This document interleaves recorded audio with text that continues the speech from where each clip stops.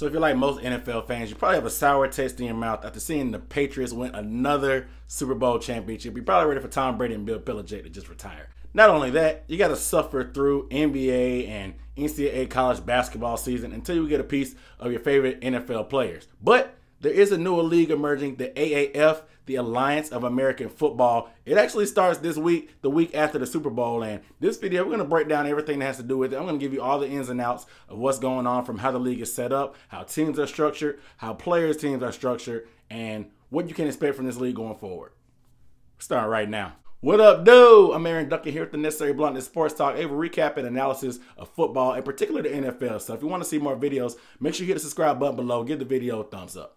So with the integrity of the league in question because of the Saints' blown call and seeing the Pats win another ring, I mean, it's the perfect time for another league to emerge if it actually is legit.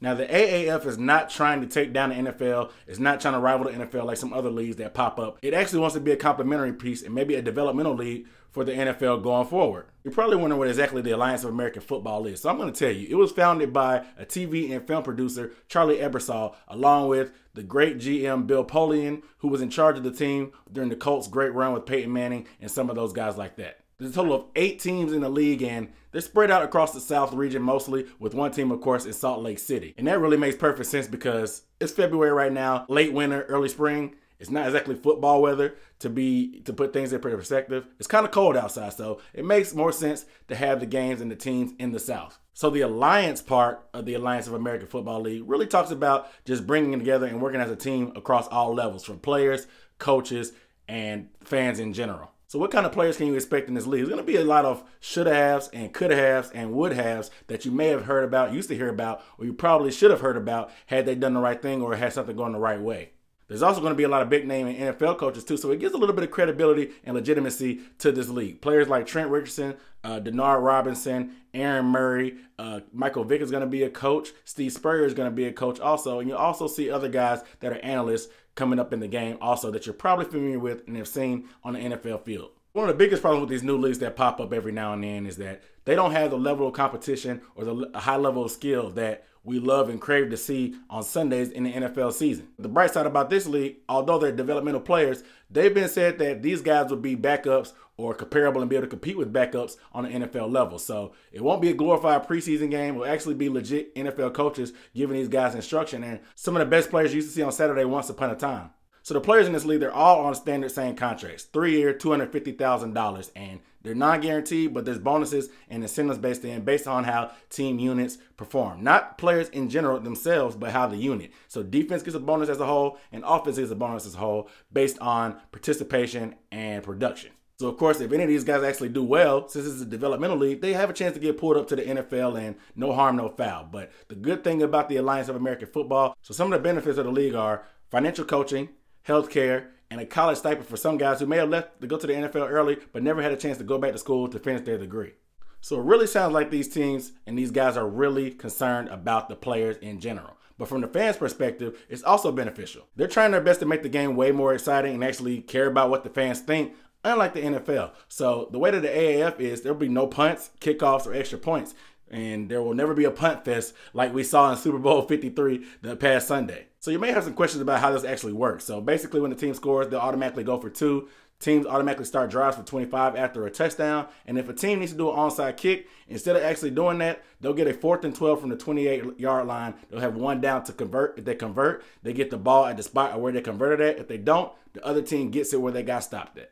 So other differences also include that there are pass rush limitations in this league. So the way this works is there's a max of 5 players you can bring on one given play as a defense, and you can't blitz from the secondary. The reason and the motivation behind this is because we see offensive line plays already kind of suspect on the NFL level. So if you get amateur guys and guys that aren't professional on this level, it'll be even more atrocious. And a lot of confusion comes when teams bring exotic blitzes from linebackers and secondaries, and it gets the O-line confused. And when the O-line's confused, quarterbacks get beat up. And when quarterbacks get beat up, they get hurt. And everybody wants to see the quarterback, remember?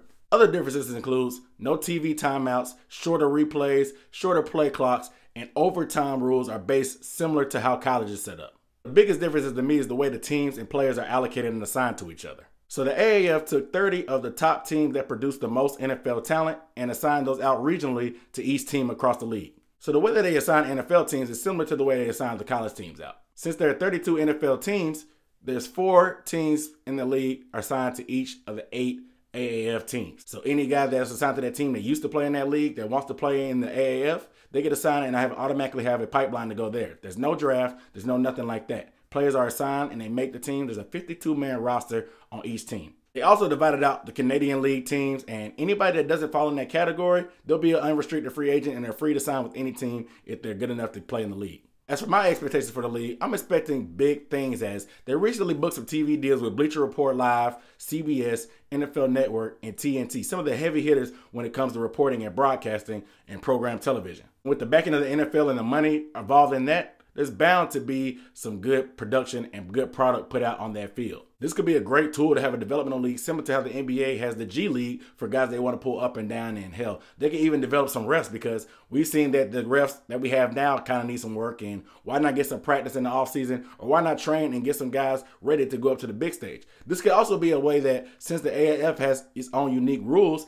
the NFL could test some rules out that they may want to implement on the big game on Sundays in the fall that could have a good effect. Like some of these no TV timeouts and no kickoff or extra points like that may be something that we see coming down later down the pipeline if it works out in the AAF. I'm excited because they also have some fantasy stuff going on. If you download the Alliance Football app, you have a chance to keep up with the game real time. There's microchips in the football so you can see where every player is out on the field. You can predict and win points based on picking what play is going to happen next or what may happen on the following play. And it's just a different spin for being a fantasy football and a league-wise and daily fantasy. Football is not completely dead, and we have something to hold us over for the long haul. So without further ado, I'm Aaron Duncan here with the Necessary Bluntness Sports Talk. I'll see you next time.